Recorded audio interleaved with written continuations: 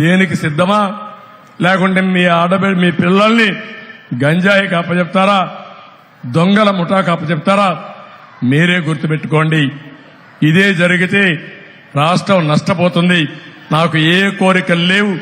14 సంవత్సరాలు ముఖ్యమంత్రిగా పనిచేస్తే మళ్లీ వస్తే ముఖ్యమంత్రి పదవి, అవునా కాదా?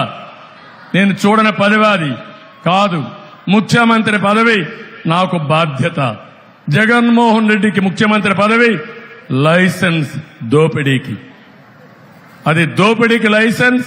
నాకు బాధ్యతతో మీ భవిష్యత్తుకు నాంది పలకడం నా ఆలోచన. దయచేసి ప్రతి ఒక్కరు ఆలోచించండి. సమయం తక్కువ ఉంది. ఇప్పటికే నామినేషన్ సగం అయిపోయింది. ఇంకా 25 లాస్ట్ డే వస్తుంది. మే 13వ తారీఖున మీరు గుర్తుపెట్టుకోండి. నేను చెప్పిన మాటలు రాసి పెట్టుకొని నా మీద నమ్మకంతో మా అభ్యర్థులు, కూటమి అభ్యర్థులకు ఓటేయండి. ఆ తర్వాత నేను 15 ఏళ్లలో ఏమి చేశానో 5 ఏళ్లలో చేసి మీ రుణం తీర్చుకుంటానని మీ అందరికీ హామీ ఇస్తున్నా. ఇంత మునుపు నేను చేశాను. ఈరోజు హైదరాబాద్ నగరానికి పోతే అడుగడుగున నా ఫుట్ ప్రింట్స్ కనపడుస్తాయి.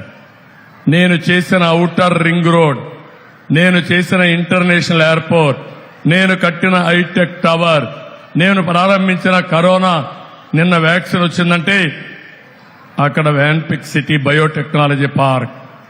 అది రాకపోయింటే వేరే దేశాలపైన మనం ఆధారపడేవాళ్ళం.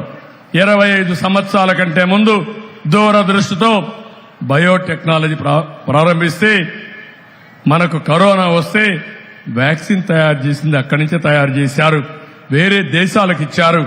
అది తెలుగుదేశం పార్టీ